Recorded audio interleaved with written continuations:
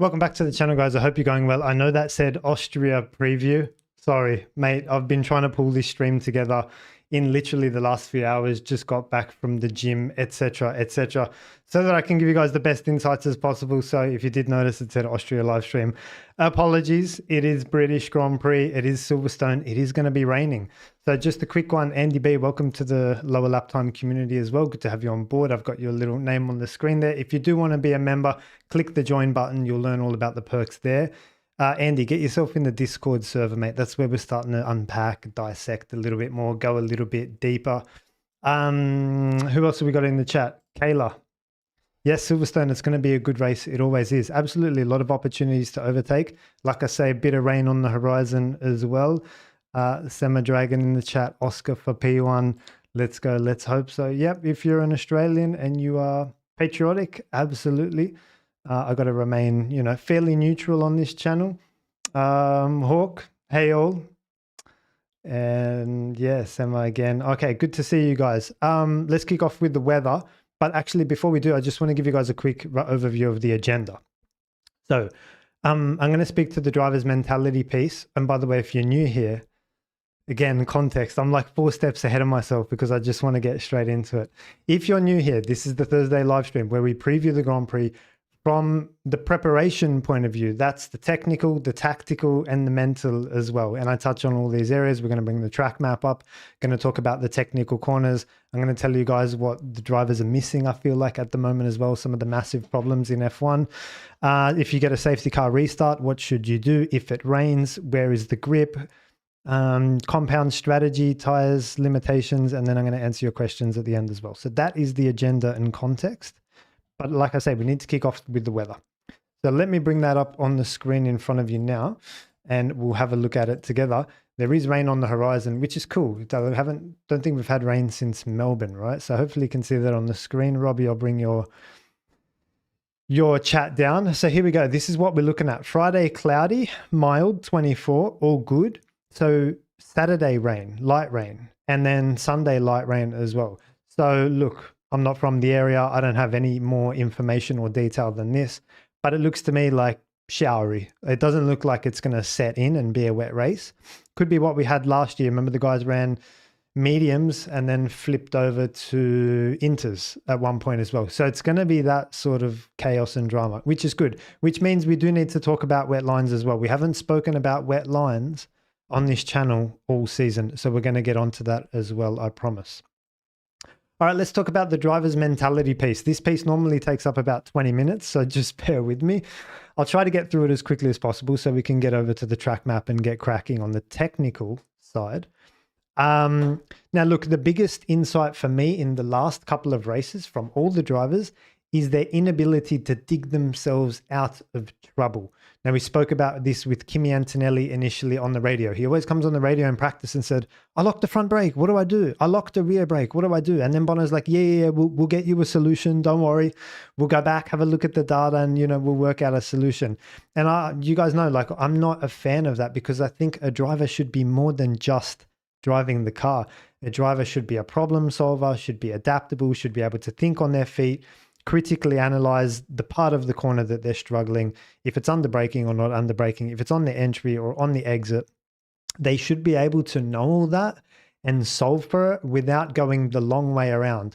Now, the long way around looks like, Bono, I'm locking brakes. Keep locking front brakes. What do I do? Bono then checks in with his performance engineer. His performance engineer checks back at base. They check back at base. They feed it back to Bono. Then Bono says, okay, Kimi, this is what you need to do. Try this diff setting or whatever. Firstly, it's the long way around. You don't want to go through all those guys. If you're smart enough and good enough, Nico Rosberg, Michael Schumacher style, you can just, in the click of a button, you can just get your solution done. And that's what I'm looking for. That's what I think the biggest opportunity is in F1 right now, is not to phone your race engineer and have a conversation about like how you should resolve for this. You've got all of the buttons on your steering wheel in front of you. You just need to be able to identify the problem and solve for it. So I think that's the biggest one. Now, the reason that, why I think it's important and prudent with Kimi Antonelli, and he was talking, we spoke about this in Canada when he was locking up into turn 7 chicane. Have a look at this. This is the lockups that the Antonelli was struggling with And not only just the lockups that he had in Bahrain testing, this is what he couldn't resolve for in Bahrain testing. So here we are, couldn't resolve for braking issues in Bahrain testing. Australia, Jeddah, China, Imola, blah, blah, blah, have all come. And here we are in Canada 2 races ago, still on the radio saying like, these are my braking issues and so on. So that's exactly why. It's because the drivers are not, they don't have the tools to be able to dig themselves. Well, they do have the tools, but they don't have they're not being trained to dig themselves out of trouble. So these issues will persist. Now you've got to understand, I'm not just saying, oh, Kimi locked up in that race and locked up in that race, therefore he's always locking up. No, I'm not saying that. I'm saying like this is repetitive now. Like the issues that have been ongoing, like continual lockups and continual sort of issues where I think that, yeah, if he can just resolve for that and learn in which situations he's having those issues, I think he'll be a lot better. Now, the other one was Lando not meeting with the apex of turn 6. I'm surprised that his race engineering team, that's Will and Jav, had to come on the radio and say, Lando, if you can meet turn 6, that would be helpful. And that's in the race last weekend in Austria. Again, like we were watching that battle in the early laps, 2, 3, 4, 5, 6, 7, 8, 9, 10 in that first stint. Again, Lando didn't meet with the apex, like very, very infrequently met with the apex at turn 6, such that the engineers had to come on the radio and say, Lando, maybe you want to meet with the apex of turn 6, like, that sort of thing. So I think Lando couldn't, the tight line was the solution in that case, but Lando couldn't work that one out. Now, the worst one for me of all of them, just to put the icing on the cake, if you're not convinced, we spoke about turn 1 in Austria on Saturday. And I said, look, the guys are getting entry instability. These are your possible solutions. This is going to be your context for what I'm about to show you with Hamilton's radio. But have a listen, have a watch of the turn 1 issues, and then have a look at, have a listen to what I said the solutions were as well. And then we're going to have a look at Hamilton's radio as well.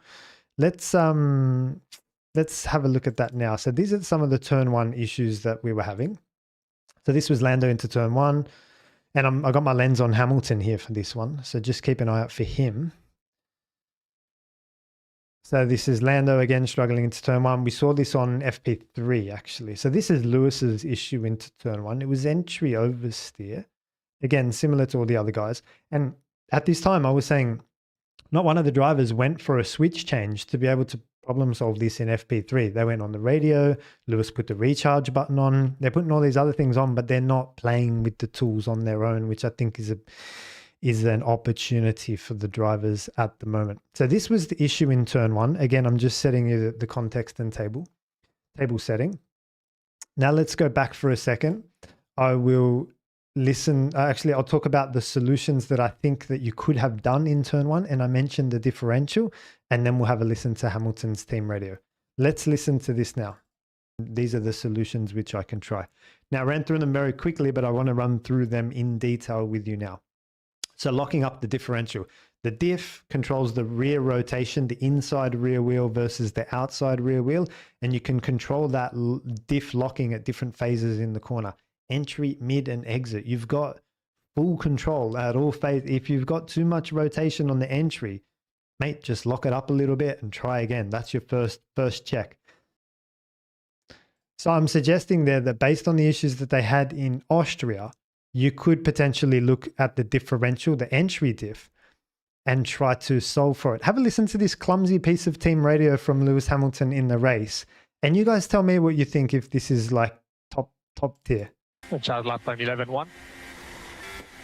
Can't get turn 1 right, let me know what to do. That's it. You see entry oversteer, try to correct it. Right, have understeer. That's it. Better peak and release for 1. Target a tighter exit out of 1. And diff entry 6 might help. Okay, so I'm just going to go back. I just wanted to play it the first instance so that you guys could hear it through, but I'll pause it and I'll just comment as we go.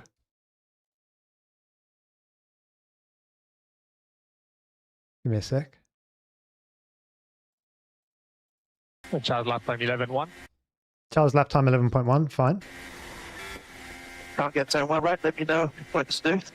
Okay, this is the biggest problem for me. Can't get turn 1 right, let me know what to do. That suggests that Lewis can't dig himself out of trouble and has to phone the race engineer.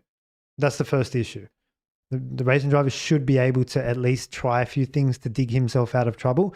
And if a few things aren't working, then it's like, hey, I've tried this and this and this. Give me something extra on top of that. I think the first issue and most notable one for me is Lewis can't dig himself out of his own problems. Let's listen on. That's it.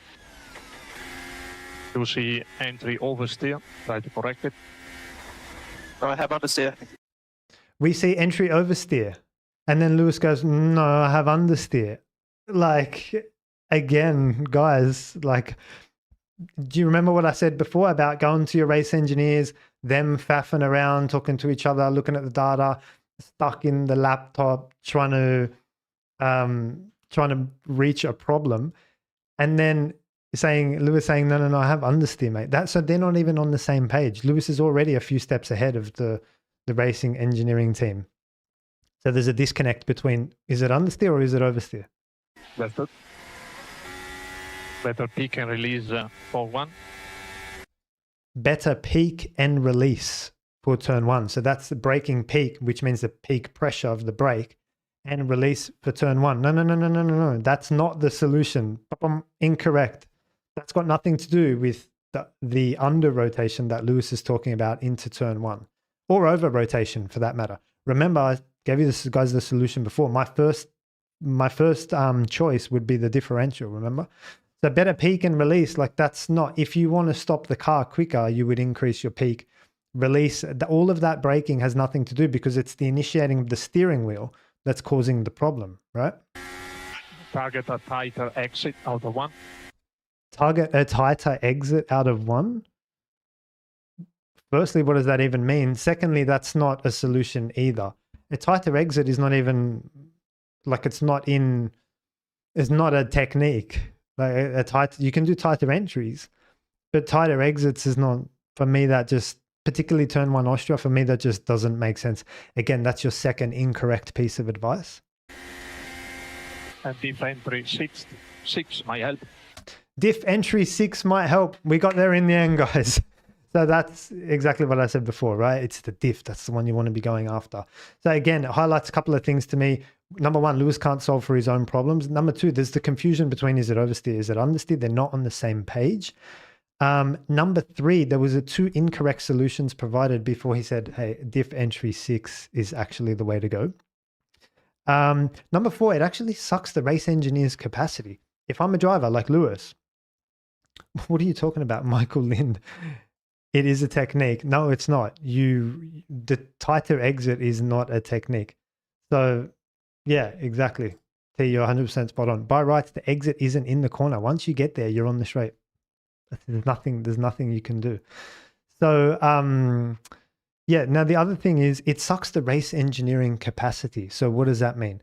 That means that I want my race engineer to be thinking about other things. Tell me if there's going to be a rain shower. Tell me if there's a yellow flag at turn 9. Tell me if someone's pitted, and tell me things that I don't know. And by Lewis asking the race engineer to provide a solution for that, now Ricky's got to solve a driving issue. And that's where I think you're blending now the race engineer with the driver and driver coach. I think if you can separate those two, the race engineer can focus on engineering the race, which is what he should be doing. And then Lewis and or driver coach and or performance engineer can focus on resolving for the issue. Again, you guys know in the first instance, Lewis should be able to resolve that for himself. It's sucking, like, again, Ricky's looking at this and he shouldn't be. It's not his realm at all. So that's where I think, and then, come the end of the race, we're talking about strategy. And then Lewis is saying, no, I want to stay out.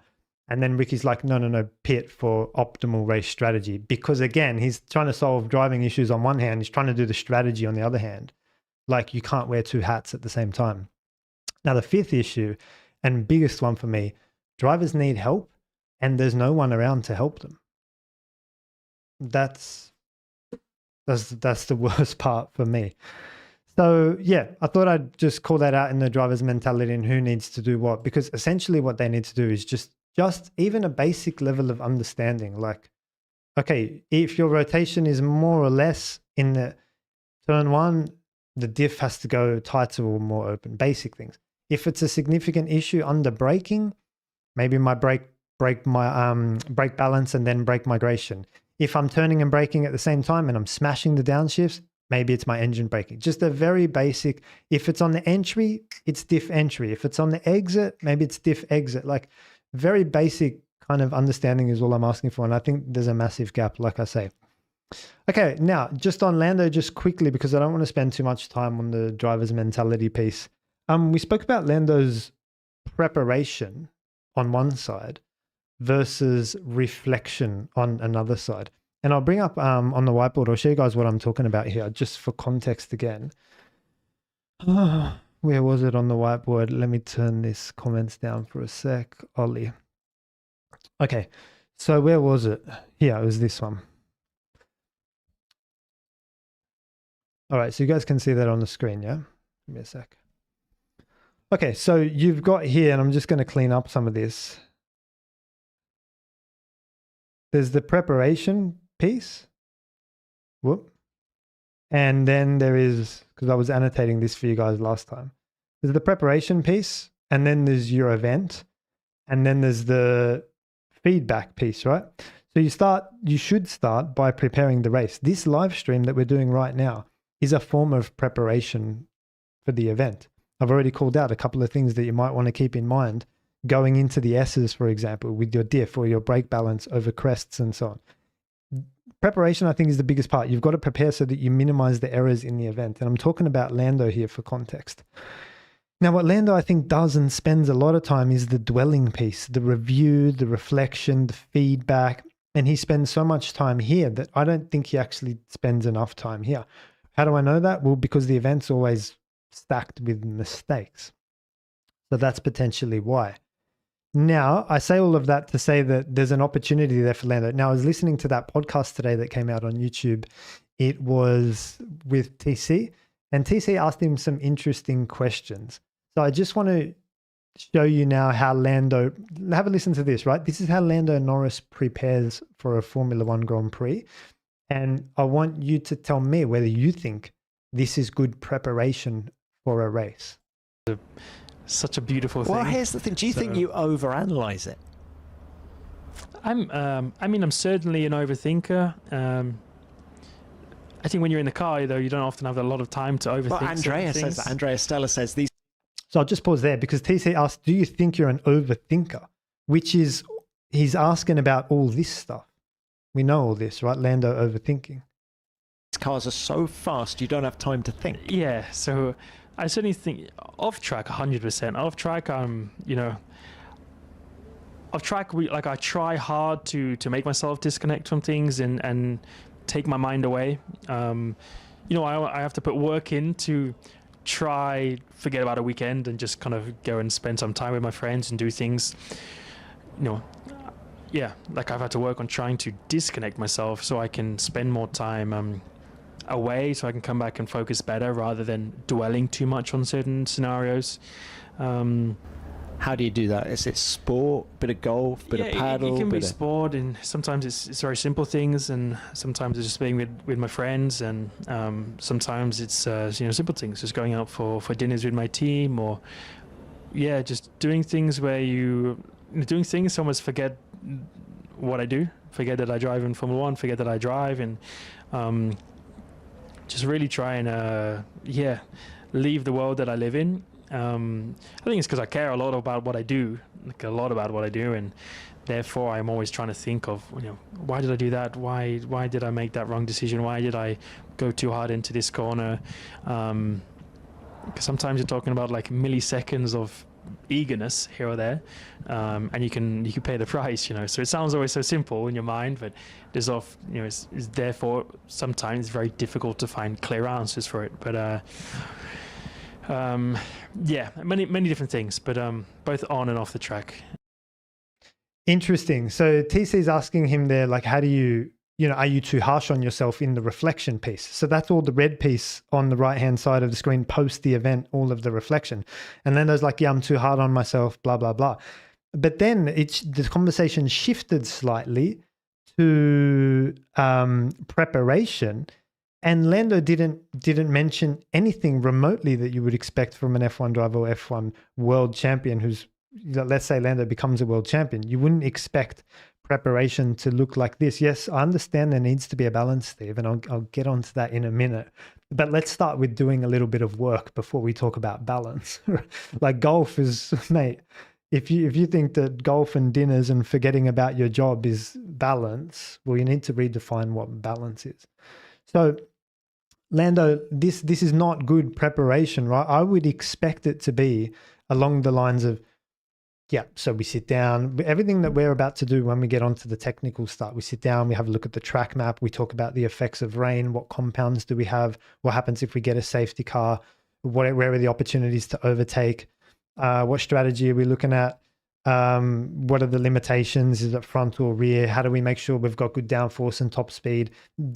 All this has to be in the preparation piece. That's what good preparation looks like. It looks like being curious, asking these questions, and then trying to get to the bottom of answers.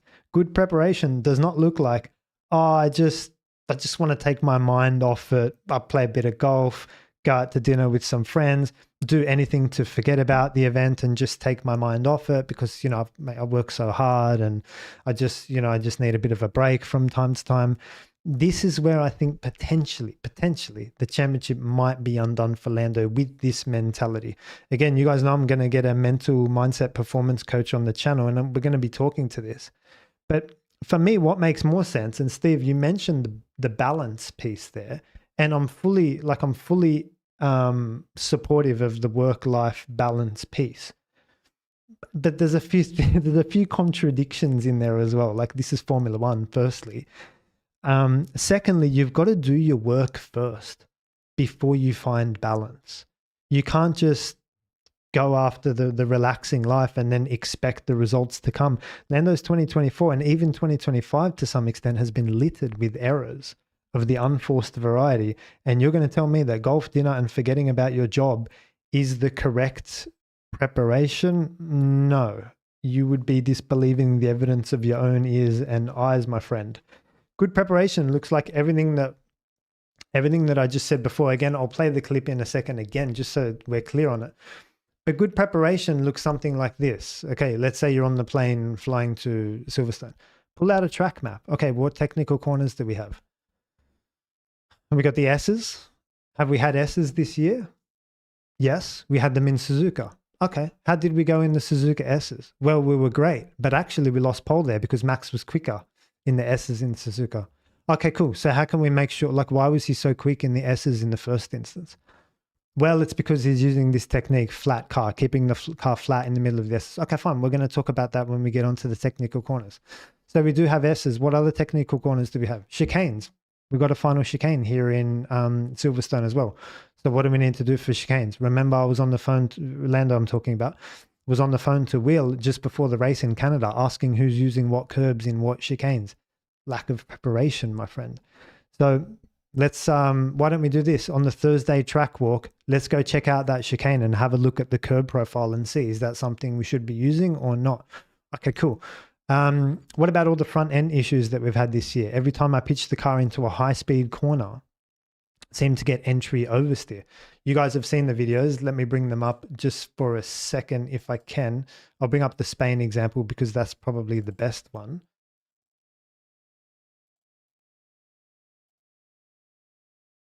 What about this? Have we got any high speed corners in Silverstone? Well, a couple. So is this going to be a problem for us moving forward this weekend? And then, you know, Will or whoever he's having this conversation with might say, no, it normally happens when there's a bump just before the entry to the corner. Okay, so it's not going to be a problem? Well, it shouldn't be a problem because Silverstone's pretty smooth, you know, pretty smooth track. You know, if we pitch the car in at high speed, it should be a problem.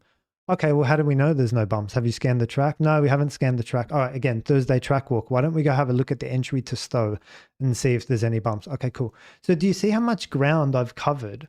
What tyres do we have this weekend? We've got the C2, C3, C4. Okay, cool. When's the last time we ran those? I'm just making this up now. We ran them in Saudi.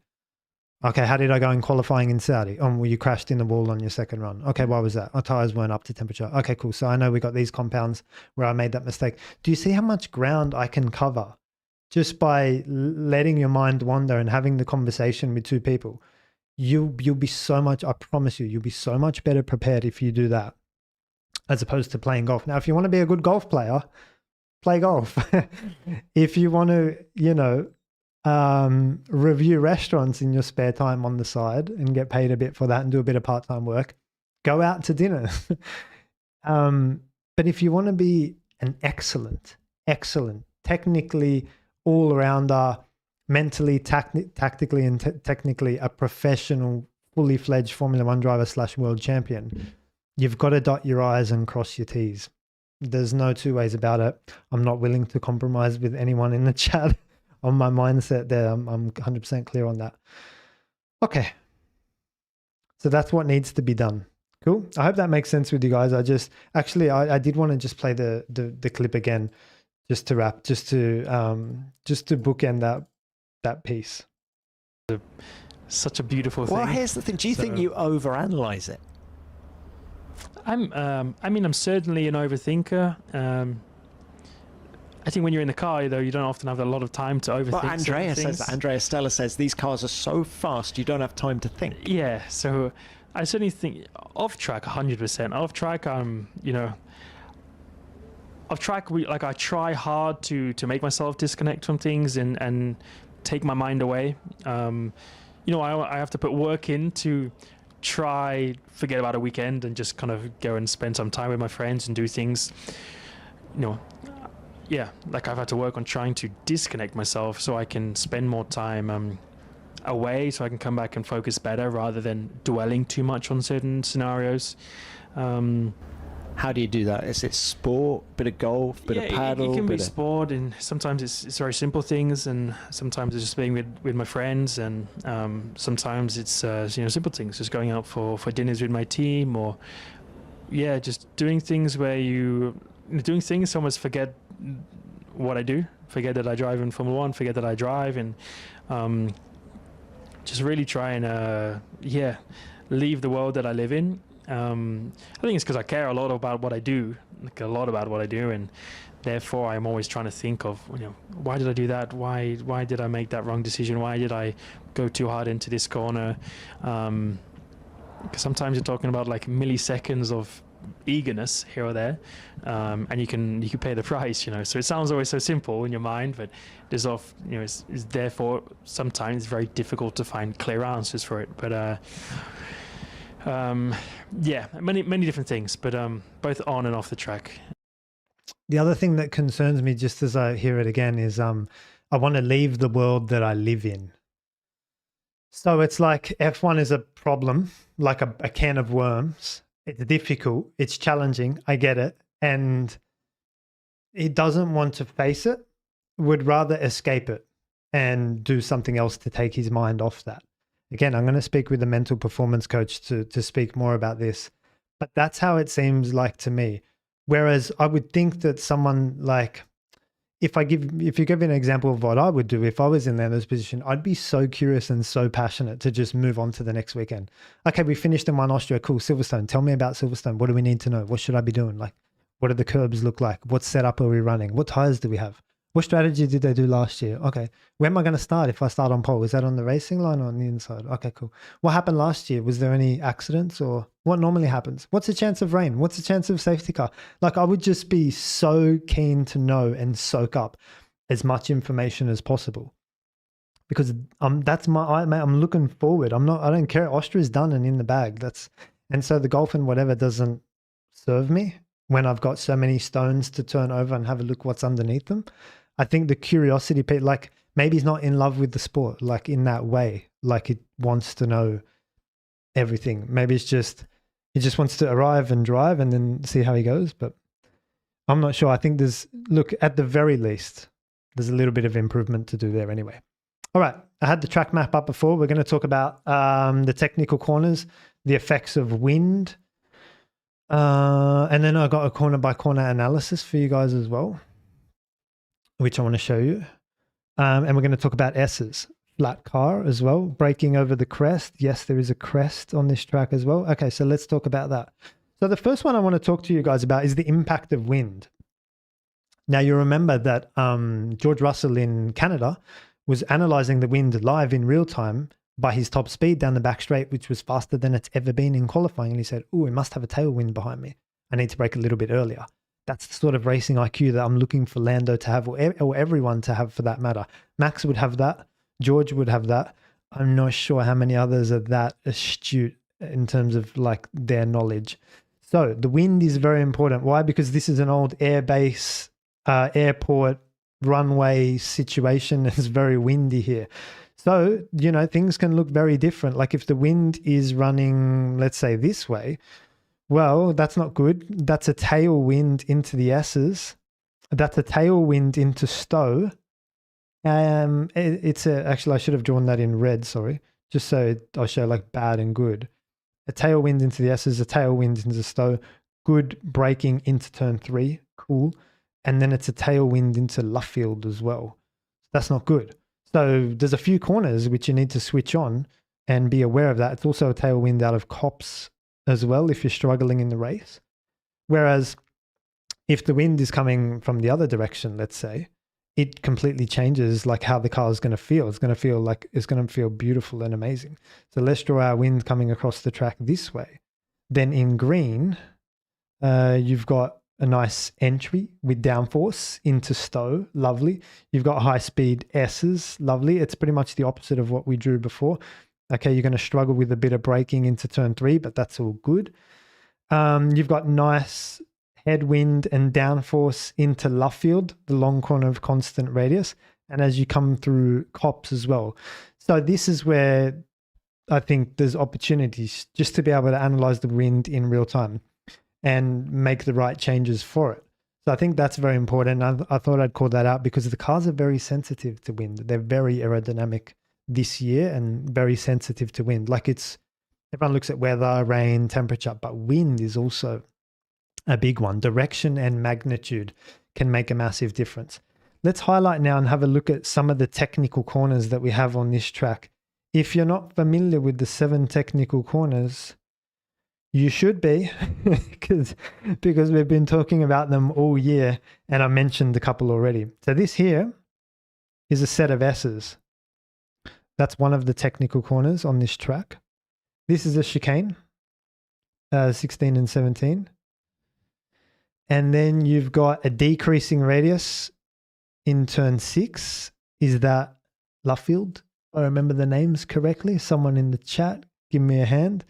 Decreasing radius. And you need to know what to do in these technical corners. That's the key part. And then you've got number 7. Oh, sorry, Brooklands and Luffield, yeah? So this one's a long corner of constant radius. I can never spell when I'm talking at the same time. Long corner of constant radius. So how many technical corners is that? S's, chicane, 2, 3, 4. That's pretty much like most of the track. Everything else, guys, is just like, it's just a corner. So like Stowe, for example, is just a corner. And then you've got the braking into turn 3 and Copse is just fairly straightforward. So these technical corners demand something specific from the car. And I'm going to run through what that is now. So let's clean the whiteboard and we'll start with, what are we going to start with? Let's start with the S's because that's the most technical one. All right, I'll come back to me for a sec so I can explain this properly. All right, so with the S's, high speed direction change. So on the direction change, the thing that you're looking for is the car to be, and I quote Rob's words here, it needs to be obedient and compliant. Do you understand what that means? Like obedient means do what I say, like go where I want you to go. Not necessarily obedient in terms of under braking or traction, like it's with reference to the steering wheel here, because you're asking it to change direction so rapidly and so quickly. And also when you've got the steering wheel pointing one way, let's say you're going through turn 11, the first one, I think it's Maggots, and then you want to take that next part, I think it's Beckett, is it? Anyway, so you're changing direction. if you've got a little bit of residual right-hand steering lock in, and then you just flip it over to left, that's not good, because all of the weight that you had on one side of the car, when you go to make that transition into the left, it gets like in a way, it gets amplified and magnified, and then it comes over to the other side with a lot more force. And then if you go back the other way, again, it's kind of pendulum, like it really builds up and swings over to the other side. So your job as a driver with the steering wheel is to try to reduce that effect. That's the reason why they want to run the cars as low as possible, because every time you're turning, and lower the center of gravity as much as possible, because every time you're turning, you're getting that roll and you're amplifying that roll. So the best thing you can do in the middle of the S's, like before the direction change, is have a moment close to the center of the steering where it's straight and the car is what's called flat car. The car is nice and flat, and in a way you've prepared it for the next direction change. And that's something that I said before, Max did really well in the S's in Suzuka. I think George did it really well in his pole lap as well. So let's bring that up and see if we can have a look at it in slow-mo. So if you just watch the steering wheel in slow-mo, like say this part, for example, that direction change has to be as smooth as possible. Same with this one. And it's lovely soft hands, not necessarily on the input, but on the out of the chicanes. So, sorry, on the outflow of the S's as well. I'm going to go back so I can just pause and explain what's going on. It's really important that you understand what's happening here. So it's this part here. So what George is not going to do is go from that, holding just that, and then go the other way. What George is going to do is just unwind that back out a little bit. And then the car's got that compliance and obedience that we spoke about. And then he's going to go for the left-hander. So you see the steering wheel just coming back now? He's just unwinding it, you see? Now it's flat. The car's nice and square. And he spent a bit of time to unwind that steering. Then you can put it into the next part and the car will be obedient and compliant. Same thing here. Have a look at this steering angle. George needs to relax that now in the middle on the exit. Just in between the S's I'm talking about. There, that's exactly what he's doing. He's just, now he's got the steering wheel straight, and then he can go into the next part. So again, it's really important that those two rights or lefts do not have much overlap, and that there's just for a very brief period of time, like a fraction of a second, when the car can just reset or rebalance, going to be more compliant on the next direction change. So that is your key to S's. That's the most fundamental thing. Again, what are some of the things you can do to help? Well, it's all low center of gravity, keep the car as low as possible. Yeah, what else can I tell you? It's all got to do with the steering wheel, I guess. Having fuel in the car is not helpful because it's weight and height and those sort of things. The halo, for example, would be hurting through such a corner, such a set of corners, because it's a high piece of weight that you have to transfer. So it's those sort of things. Now, downforce is significantly active in this section of racetrack. So you guys know that I have philosophies where downforce is less active and then where downforce is significantly active, and you need to drive in two very different ways in those different conditions. Okay, so back to the track map. I spoke about the chicane as well. So the left and the right. I'm really interested in the turn 16 entry curb. You guys following the channel for a while, you'll know it. I spoke about this in Imola. I spoke about this in Canada as well. So I'm interested in it because it allows me to, number one, shortcut the circuit, and number two, give me a better run through 17 onto this straight, which is a long straight, which I'm really interested in. So my key, or my tip for this chicane is this here. It's this entry curb. I'm going to highlight it to you guys in green. I'm interested in that. I want to see how usable it is, how friendly it is, how high it is, how compliant it is, whether or not I think I can connect in with it in the right way. I want to see, how sharp it is and so on. So again, the track walk is your friend. You want to be having a good look at the entry curb. So lucky for you guys, you don't need to walk the track. You can have a look here. Well, you do need to still walk the track if you're a driver, but here's gives you a good indication. Now this looks like, I'm talking about the black and white or dark blue and white section of this curb. Looks happy days, flat, super happy, no problem. And then there's this red piece here. Now this is the piece, the suspicious piece. Is that usable? Is it not usable? Is it painted? Like, what is that paint? What's underneath it? Is it flat? Looks like it's got a bit of a bump to it as compared to the other piece of the curb. So these are all the questions which I'd be asking. Now, George is doing a great job of unloading this left front here because look at the steering wheel. He's got a lot of left-hand lock, so he's turning, he's going to unload that left front and prepare it for contact with this curb, which is the best way to do it, right? And so what I'm saying is when you unload it, it makes a more compliant contact. And the best way to unload it is to give it a really good, hard, late armful of steering lock and commit to the curb, basically. It's like if you go in soft, you're going to get hurt. It's the same sort of thing. If you go in soft into chicanes, like not with the appropriate steering, then the car won't be as compliant over it. So that's what I'm looking for in chicanes. If I take you guys back to the track map, there are 2 other technical corners on this track here. Let's zoom in on them and have a look. This is one of the most challenging parts of the racetrack, Brooklands and Luffield. You've got the decreasing radius, 6, decreasing radius.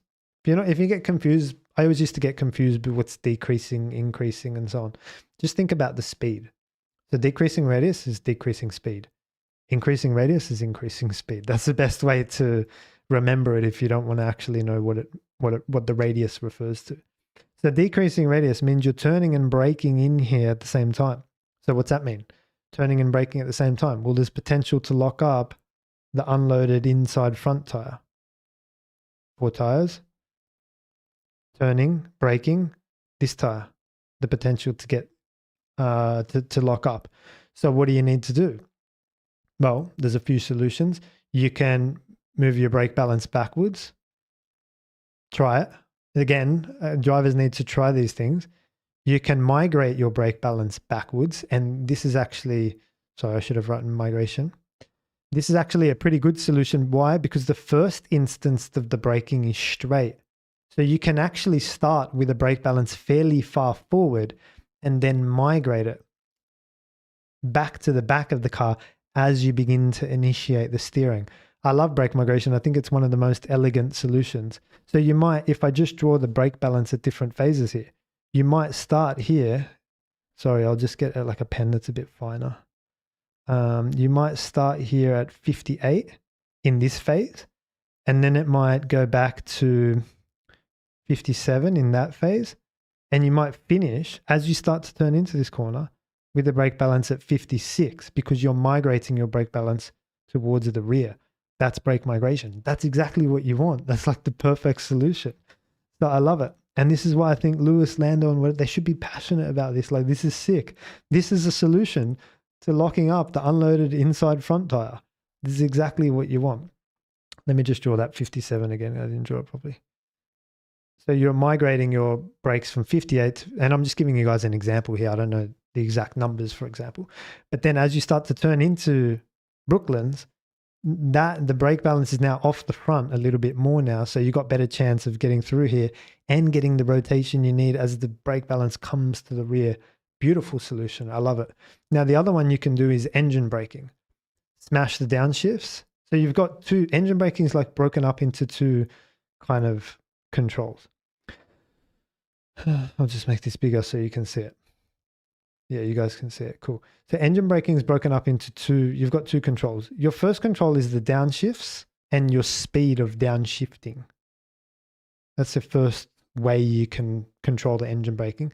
Secondly, I believe you can control the power of the engine braking, like how powerful it actually is when you downshift.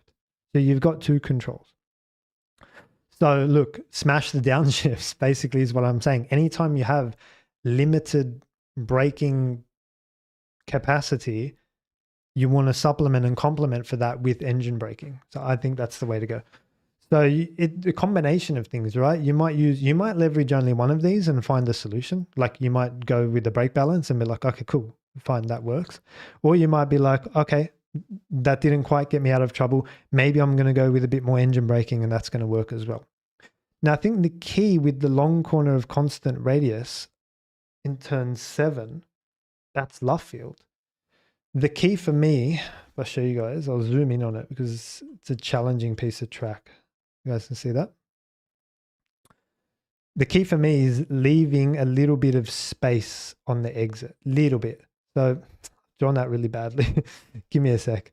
So actually, I want to draw a zone in which you shouldn't go. How's that? Yeah, that's too thick. Go back. I want to draw like a no-go zone. If I can. Is like there. So you can't go in that red area. That's essentially what I'm saying. So you leave a little bit of space, and that space is really, really, really important. That's the space to which you're going to ultimately absorb there. As you just right at the end there, as you begin to turn into this corner. Now you have to do a short corner from here. You haven't got a choice. So you have to go out wide, do your rotation, and then send it down the old pitch straight. You don't really have a choice. You can't spend so much time cornering. It's going to cost you way too much. I don't think it's an option, particularly if you've hit the apex at that point. I don't think it's an option for you to like again, that's a short corner as well. I just don't think it's an option for you to hug this the whole way around like we saw in turn 12 in Spain. I don't think that's an option. Now, the only other way you'd be able to do that is if you left this red space, made it a little bit bigger like that, and then with the blue, you could turn in and go like that, potentially. Take a later apex once. That's not necessarily a short corner. Remember, the short corner is the whole V thing. So that's your short corner. And I hate it when text is so big. Give me a sec, because I've zoomed in. So the short corner is like the whole V thing with the small rotation, fast in, fast out, small rotation, condensed period, and so on. So George was doing that actually on his pole lap. Give me a sec. I'll show you guys now. He was doing both of the techniques that I said to some extent. So you've got this piece here, which, yeah, this is fine. So if I'm looking on the right here, George is not fully up against the edge of the road. Like if this was a straight, let's say he was going straight ahead, the track continued straight into this black, whatever it is, TV. Then you would say, okay, George, use all of the exit, right? Come all the way out here, and then just you're going to carry more speed. But no, what George is doing is leaving that because that needs to be absorbed when he turns into the corner. So he wants to turn in and absorb all of that space, which is good. So that's something which I'm going to be looking for in practice as well. Who's all the way tight into Luffield and who's left a little bit of space to which they can turn into. That's very important as well. Now then, George here, this is the short corner in action. You see how wide he came out, like I drew on the whiteboard in green.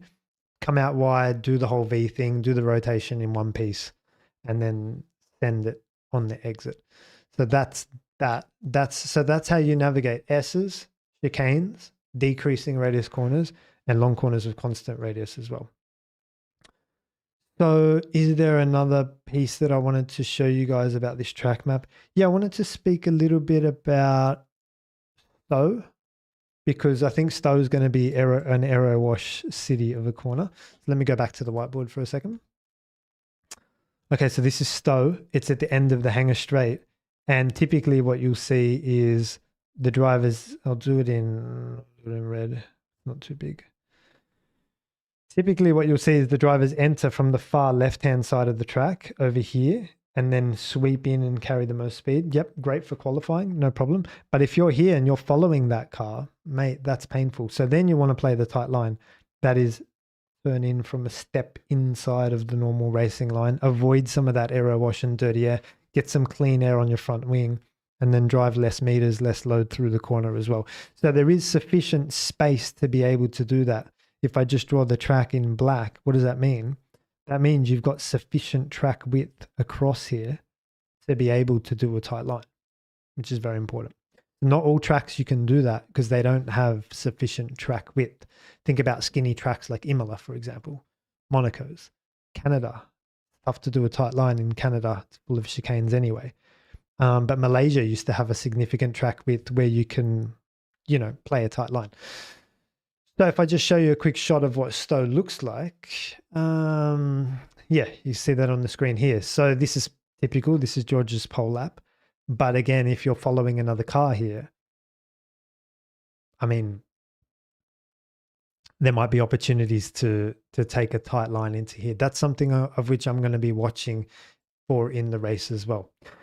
Just checking my notes, there is another piece of track we need to talk about, and it is the crest at turn 16. Let me show you guys what that looks like now.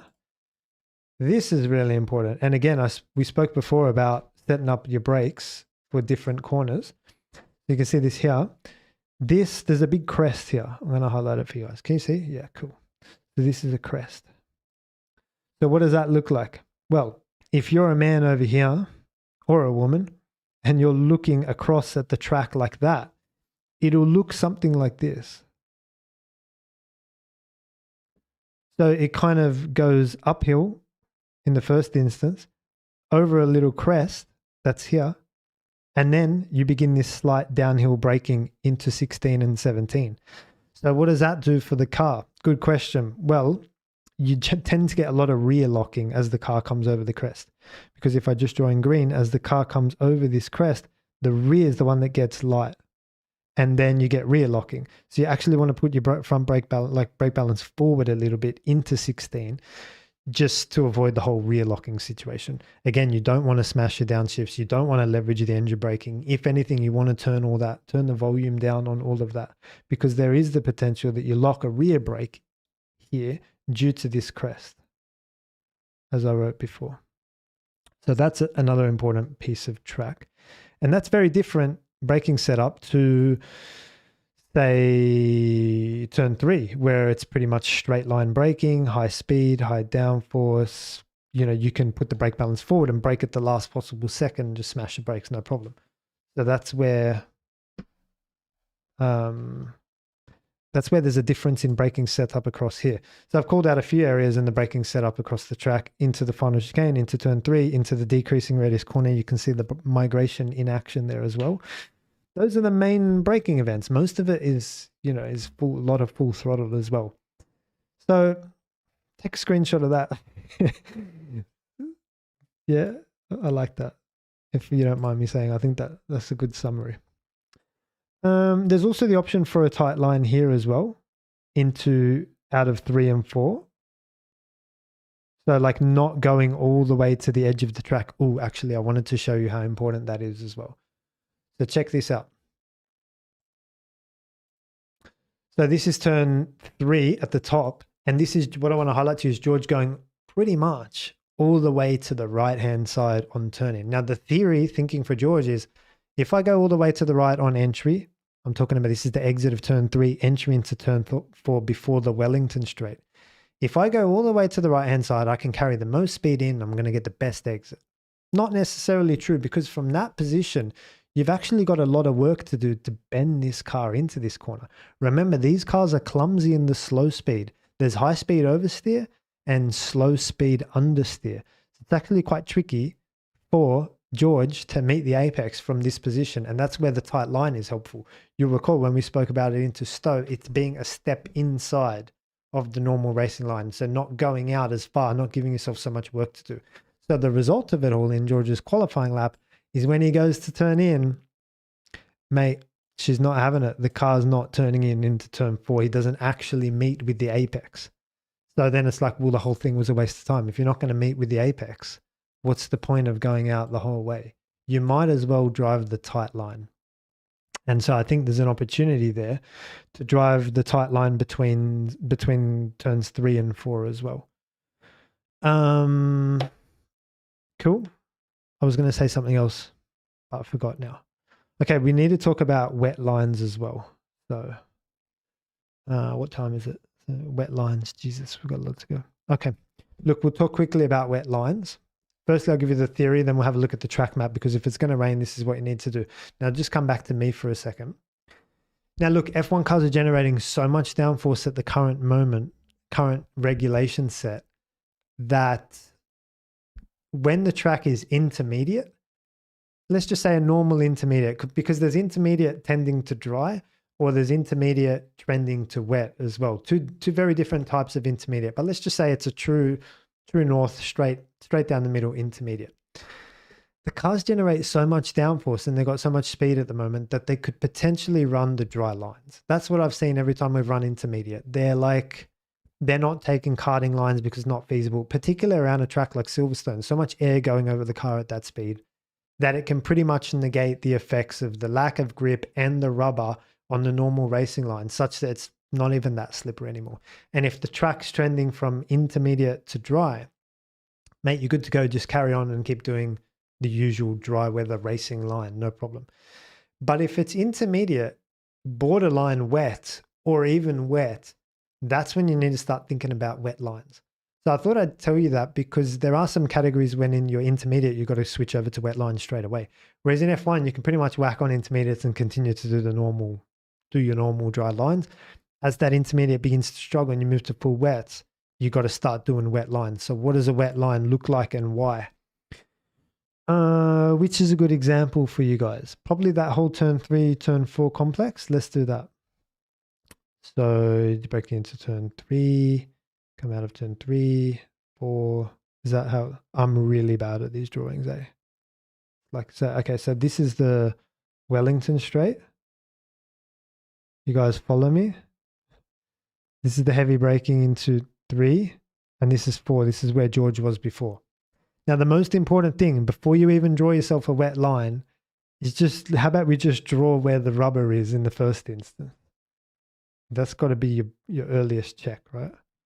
So in black, this is what's going to, this part here in particular is going to be heavily rubbered in, and then you're going to get not so much here. And then George was out here trying to get in here, and then you're going to get a lot of rubber through here. And then on the exit, they come here, and then not so much here. It's still good. So now that you know that, you know where not to go, because this is going to be super slippery when it rains. So in blue, what you want to do is find your braking grip off the rubber. And this is where there's a difference if it's intermediate or not. Let me just draw it in dark blue. So find your braking grip off the rubber. Now, if it's intermediate, I'd say just resume the normal racing line. I wouldn't do too much more than that, to be honest. But if it's full wet, that's when you need to actually overshoot, do your rotation out here, and then cut back across to find this clean piece of track here. Or even that one if you want. But you need to do the whole short corner thing. That's very important. So I think what's more likely, given that we had a look at the weather before, I don't think it's going to be like, full wets, cats and dogs sort of thing. I think if we just carry on at this point, like there's no loss to breaking off the rubber on the inside here. Not costing you anything. You're just finding a bit of extra braking grip. Normal racing line. Okay, here's where I think there'll be an opportunity, even in the intermediate. You've got to carry on past George's turn-in point. You've got to do your rotation out. I'm going to highlight that in there. There's a lovely piece of track for you to be able to do some rotation. Just to the top right of turn 4, if I bring up that picture before of George, this one, it's over here. It's over here. That's where I am now. You guys follow me? So I think there's a lovely piece of track for you to be able to do rotation there. And what that means is that you've got the car nice and straight. By the time you get to our rubber over here, hopefully you've got yourself 150 Ks or more and the downforce is active and away you go. So that's where like I'm not going to do this for every corner because we'll be here all night. Lando should do that instead of playing golf. But look, I think these are some of the things. Where's the braking grip? Where should I do my rotation? Where should I enter from? What speed am I carrying? Is downforce significant or not? Is it, if it's full wet or intermediate, what's the difference? These are the sort of questions which you need to be considering in the wet. Barbara, I know you asked before about the wet lines and how it works. Essentially, you want to do, if I can just give you a summary of that, you want to do your braking off the rubber. If feasible, you want to do your rotation off the rubber. And then you want to do your acceleration off the rubber as well. You've got 3 things to do off the rubber. And that way, when you're braking, when you cross over the rubber, you're in a straight line with the steering wheel straight. We mentioned before in the S's how important it is to have the steering wheel straight. So braking across that rubber with the steering wheel straight is fine. Like it's fine. Then you do your rotation.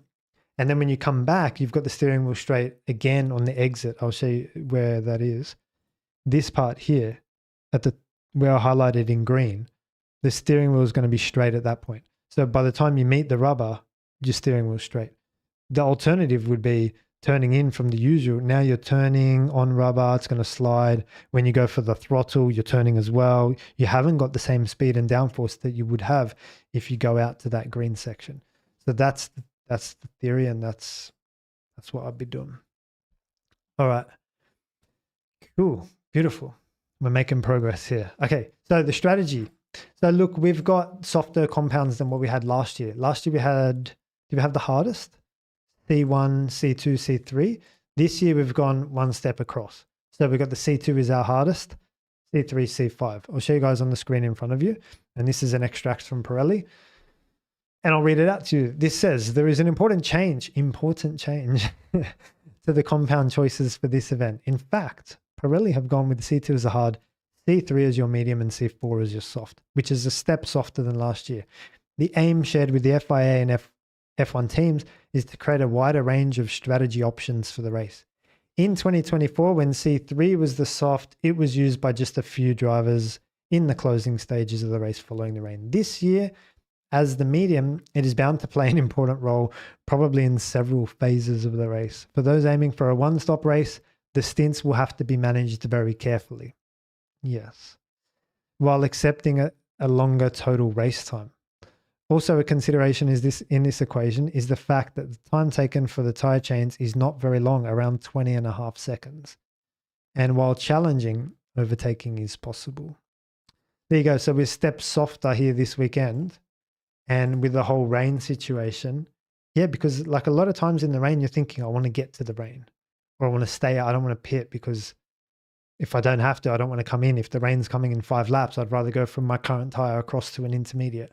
So if they're a step softer, that makes that whole thing challenging to actually execute. I'll show you guys here. This is what happened last year. They were able to get that medium up to lap 27. So that means they would have bolted the hard on from there and gone all the way home. So instead they did the intermediate because that's when the rain came. So I thought I'd call that out to you guys, a step softer with rain on the way and everything. It's looking like a good race from a strategic point of view. Obviously it's going to be hard to follow, but I gave you guys a few solutions with the tight line as well. Let's talk about the restarts. We always do this on the channel as well. If you guys saw Lando's one in Austria, he nailed it, but it was one of the easier tracks to restart the race and re-kick off from there. So if you are the lead car and the safety car comes in, let me just clean up all of these notes. If you're the lead car and the safety car comes in and you got to do yourself a restart, where should you go? Where should you do that from? Remember, that's one of your advantages as the leader. You can control and manage the restart, and no DRS as well. So we'd be talking about, I'll do it in red. We've been talking about the back straight here. So you'd be cruising down here, and then our safety car friend dives into the pit lane here. So where are we going to kick this race off? That's the most important thing. So let's have a look at it together and we can have a discussion. So what would happen if you go, so like you cruise down here and then as you get to turn 15, you straighten the steering wheel and then bang, you just send it into the braking of 16. Okay, I guess, because they're not allowed to pass you into 16. And you can get a bit of brake temperature for yourself in 16 and 17 for free, which is good with no pressure. That's one option. I think that would work. I think the risk with that would be that there wouldn't really be a risk with that, actually. I actually like that one. I was thinking the risk would be that because this corner is so open, if you've got the steering wheel open and you're ready to go, P2 can also follow you and go, but there's nothing they can do. They're not allowed to overtake into 16. So that's your insurance. So now the other option would be you don't do that. Forget all that. The other option would be you just go gently into 16 and on the exit of 16, you accelerate out of here. This one I don't like. I'll tell you why I don't like that one. Because if you don't get great traction out of 17 for whatever reason, remember you got cold tires and everything, there'll be a better tire temperature if you go where I said before. But if you go out of 17 and your friend in P2 happens to get better traction for whatever reason, better tire temperatures, car's got better traction, more rear wing, I don't know, whatever, then you are under attack down the pitch straight and you're defending into turn 3. So I think that's not a good play. I mean, it's probably okay, but I don't think it's the best play. I think the best play is the first one we said. I think the best play would be to go through 15 if possible and keep down, like, because you're going to have a bit of downforce through there as well. So go through 15, brake nice and gently and progressively into 16, get through your final chicane, send it down the pitch straight, and away you go. I think that's the best chance of not being under attack into turn 3. If you go out of 17, I just feel like there's a chance you might get a bit of a slide because you're too eager to go. And then our friend in P2 is nice and close. That's the risk that I feel with the safety car restart. What do you guys think in the chat? Are we going to go at 15 or do you think out of 17? Drop me a message.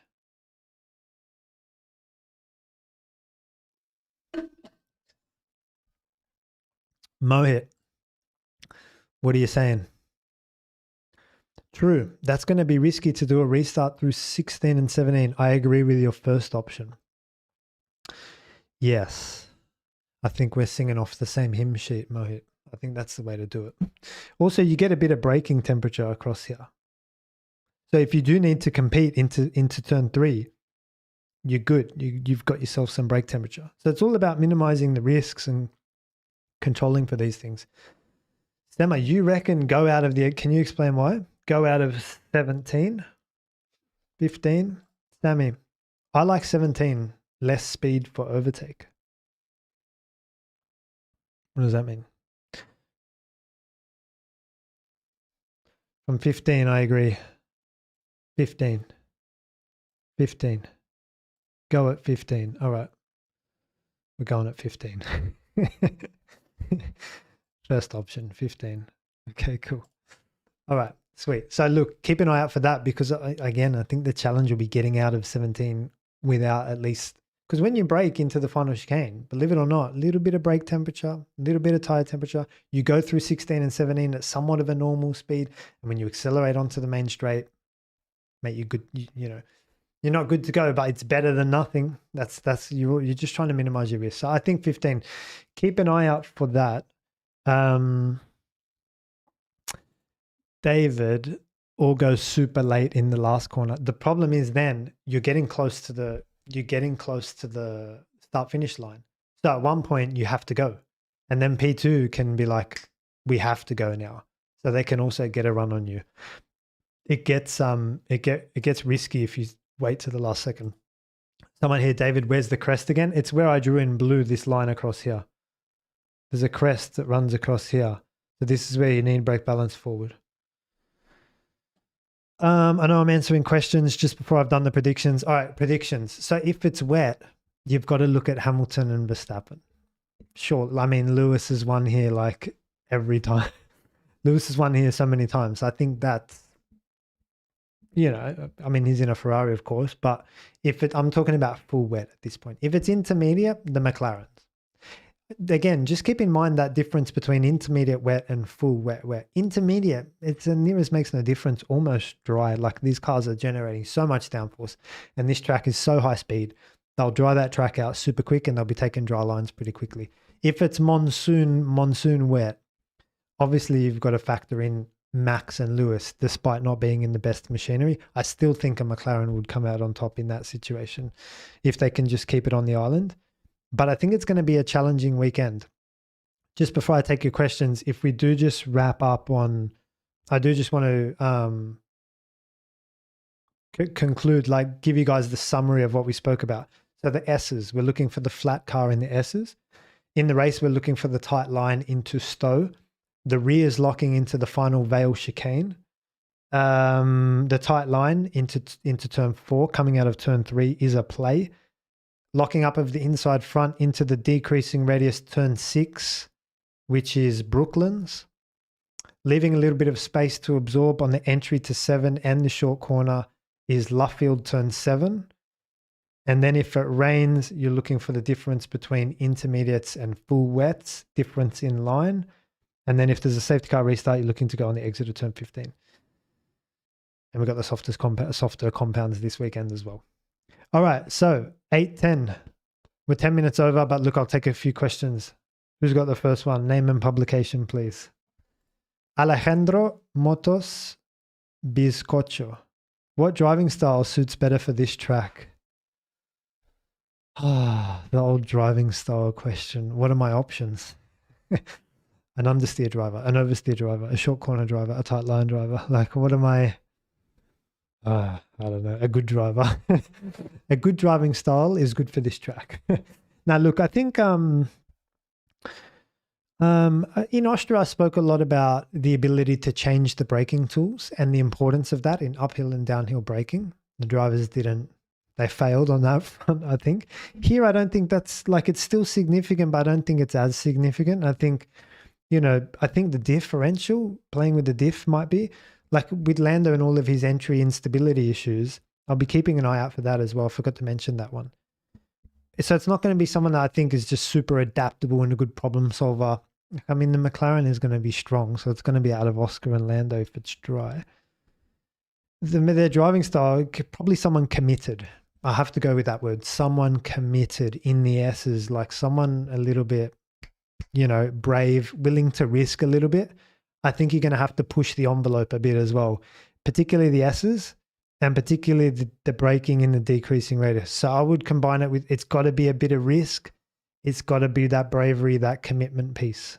So I think whoever's most committed to the racetrack and carries the most speed to the entry, I'll be looking for that.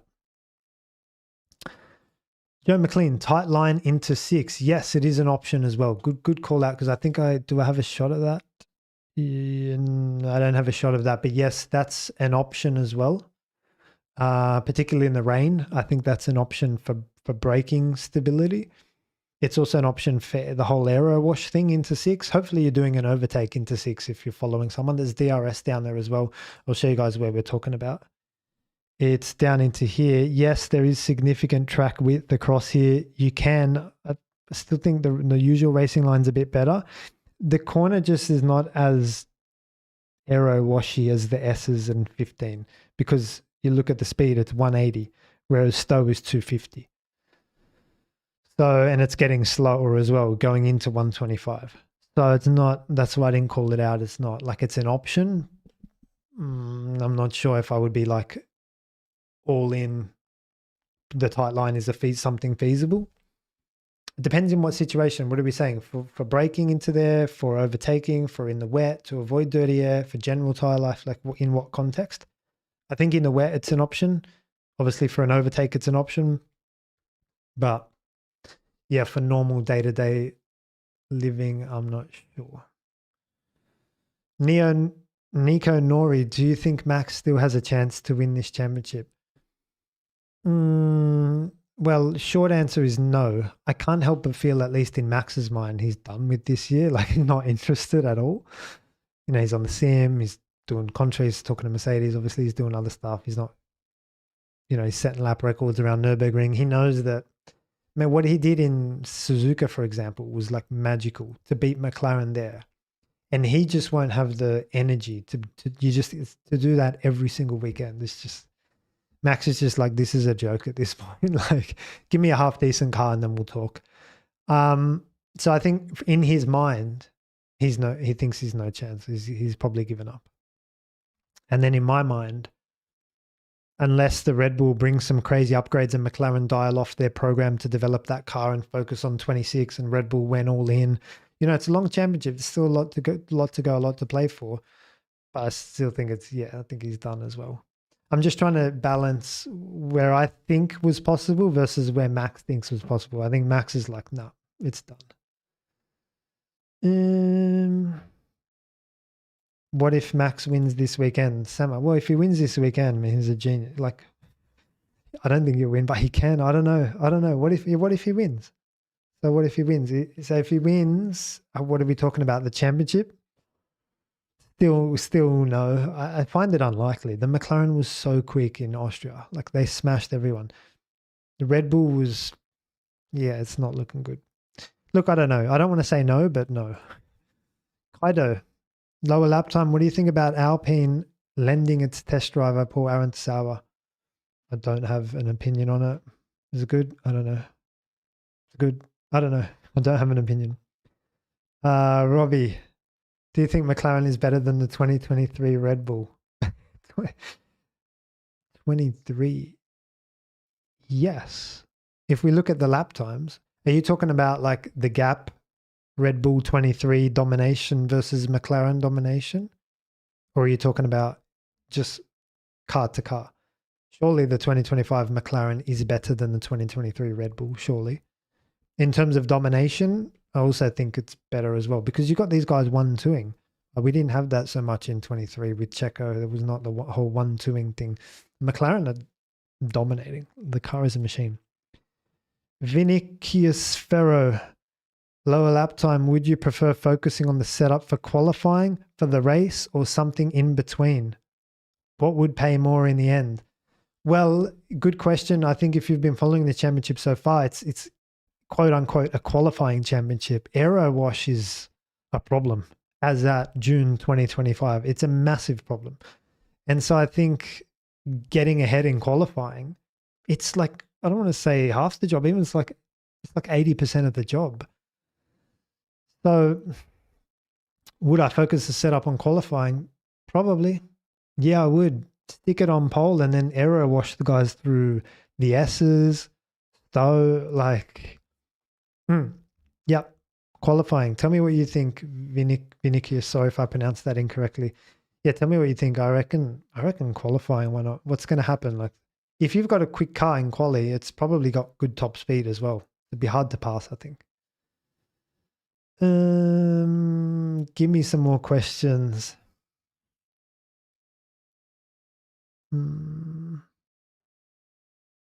If Max goes to Mercedes next year, would it be a bit impulsive? I think the car's been like not great for a while now. 24, it started to go downhill. Excuse me. 25 now, it is downhill. Is that impulsive? I'm not sure. What I think Max should do in any case, whatever he does, is just do a 1-year contract because firstly, he's got the luxury of being regarded as the best driver in F1 at the moment. So he's got choice of team and you want to pick the quickest team and quickest car. So if he signs 3 years at Mercedes, what happens if Aston Martin is the quickest car? What happens if Ferrari is the quickest car? What happens if Red Bull is the quickest car? What happens if McLaren is the quickest car? Like, whereas if you do a 1 year, then after that, you can be like, okay, the Mercedes is not bad, but actually the Aston's the best. I'll go, I'll compete for that seat or renew the contract in Mercedes. So I think that's the best thing he can do. But I'm not all in on this. I'm not 100% sure on this. The management and contract side, like I'm not, you guys correct me if I'm wrong here. I think it would be good to do a 1-year contract. It might not be possible. Toto might say, yeah, no, not happening. So then that conversation's over. So I'm not sure, but I think if Max could do a 1-year contract, see the lay of the land and the landscape for a little bit, wouldn't that be good for Max? So he can just see and then pick and choose? Not sure. Kato, low lap time, any interesting pitch stop strategy ideas considering mixed weather possibility? Yeah, I was thinking about this. I was thinking, what if we start on the hards? But it depends. Does the race start with rain or is there rain coming later in the race? I think that's really important. In any case, I think the hard is going to play a role. Either you want to start on the hard and get to the rain that's going to come later, or if it starts wet and then dries up within 10 laps, mate, you could go on a hard and just go to the end. That's an option as well. But given that we got softer compounds this weekend, would they wear out? I don't know. That's where you're going to have to rely on your Friday practice starter to see the deg. So yeah, these are some of the things I'm thinking of at the moment. Neko Nori, who of the rookies do you think is the best driving style? How would you rank them? It's got to be Hadjar. The way he turns the steering wheel is very nice. As you get more into the driving technique and you begin to look a little bit deeper, you start to understand more about line and everything we spoke about with the S's and the whole weight transfer piece. As you get more into it, you begin to realize the steering wheel is the heart and soul of the driving technique. The pedals, I feel like, are secondary. I think line is number one, and equal with steering wheel is number one. And what you do with the pedals, I think, is secondary to that. And then what you do with the gears is third. And then what you do with your tools is fourth. So lately I've been looking at the steering wheel in a way that it's not responsible. And this sounds really weird. Lately I've been looking at the steering wheel in a way that it's not just responsible for changing direction with the car. It's like a weight management tool. And the more you turn it, the more you're asking from the tires, essentially. And that, if you take that philosophy, you can then go a bit deeper and talk about why a tight line works, why the whole short corner thing works, why keeping the steering wheel straight on the braking is important, and so on. Why being consistent with a smooth sweep of the steering into the corner is good for aerodynamics, which Isaac Hadjar does as well. So, and then you begin to see, like Liam, the way he chops at the steering wheel on entry on occasion as well. Which I think the Red Bull obviously didn't like, but then he's not having a problem in the V-carb as well. So it shined a light on an issue, which hopefully Liam worked on. I'm not going to go through all of them, but I think if you just watch the steering wheel in that context, you'll get a deeper insight into the driving technique. There has, yeah, a few Hadjar fans. Okay. All right. Listen, let's take one more. One more.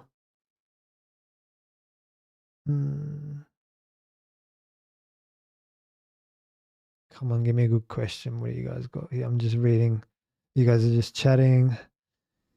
I'll take one more. I'm taking one more.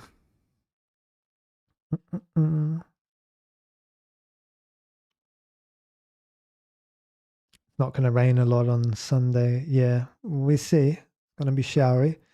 Max will have a big advantage in the way the McLarens have to race each other. Compromising. Okay, that's fine. Toto won't say no. Have this like last year. This lap is huge and you lose precipitous amounts on the wrong tire. Yeah, okay, fine. All good. Oh, okay, here we go. Your top 5 this weekend. All right, that's some of the questions. Okay, there's Carlos ones. All right. Takes a while for the questions to come in. Let's do this one from Sandry. Max Verstappen versus Lewis Hamilton in the same car, both in their prime. Ooh. What car? What car? Because Lewis in 2018 with that car, with that downforce, was a machine. But when we changed regulations and we got to this ground effect situation, and with the bigger tires and the stiffer and the floor and the whole downforce created from the floor, like different compounds, you know, and we're in this era, well, it's evident that Max is a better driver in that. So I think it's going to depend on the car. Yeah.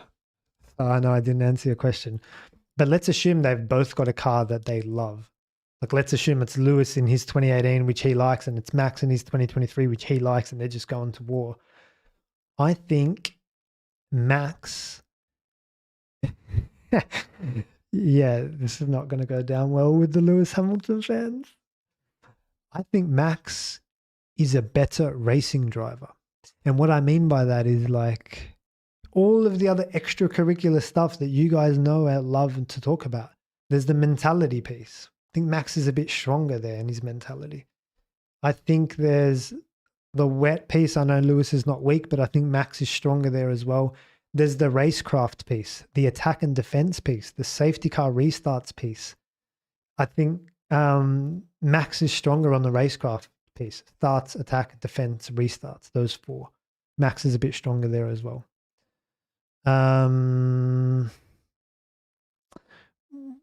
Lewis might have him for pace in his prime, potentially, but Max is not slow either. I think in long corners of constant radius, you're starting to talk to one of Max's weaknesses. So I think Lewis is stronger there. So that's your Hungaries, your Netherlands. There's one in Qatar. There's one in Spain as well. Maybe on those tracks, Lewis would have Max. But I think on the balance, I think a Max would be better. Yeah. Look, that's, that's